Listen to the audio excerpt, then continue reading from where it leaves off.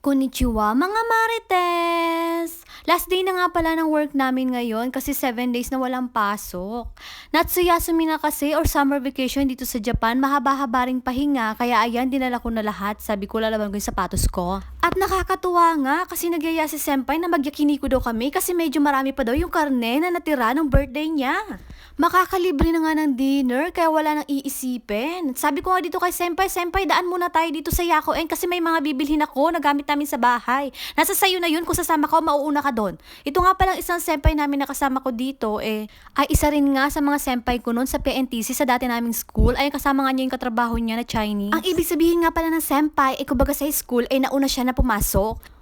Oo, ganun nga kasi sa Japanese language school, kapag nauna kang pumasok dun sa school, tatawagin ka ng senpai. Ewan ko, may pag-ganun-ganun pa dito sa Japan. Kumuha lang nga ako dyan ng kaunting gamit namin sa bahay kasi nga bakasyon, magre-restock lang tayo ng konti.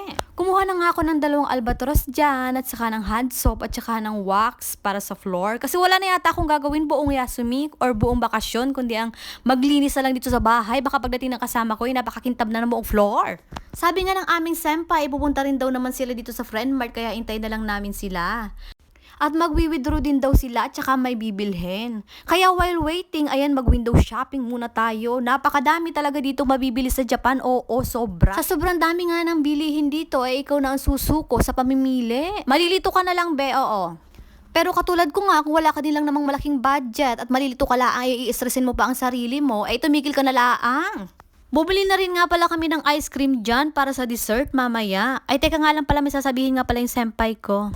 Sabi ko lang, thank you Japan government for giving us sangmang. Sa wakas nga, dumating din ang dalawa. O, paipagram pa nga.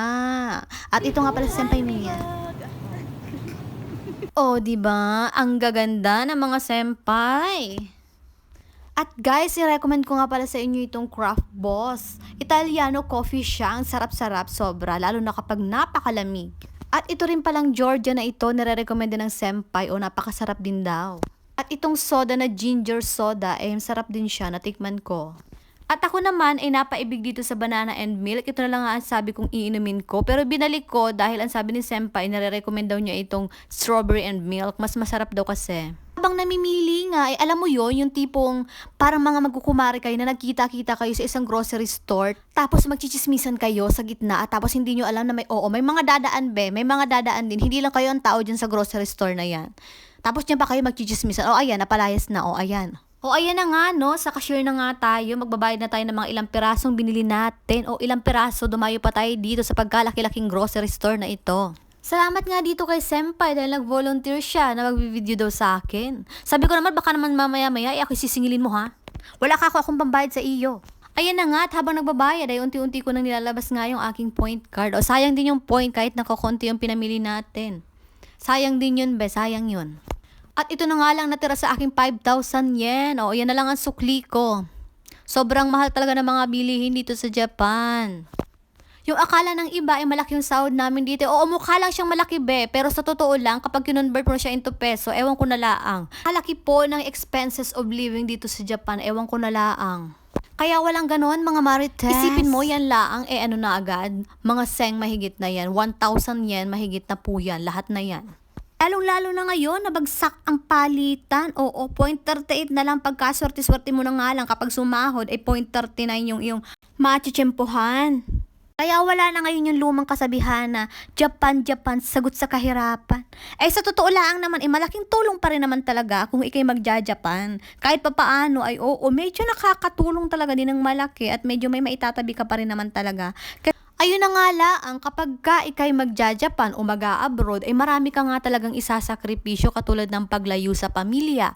Katulad ko bilang isang ina, nagsakripisyo ako, napakahirap na umalis noon kasi nung trainee ako, sabi ko pagbalik ko ng Pilipinas, hindi ako babalik ng Japan, pero eto na naman ako ngayon ulit sa Japan.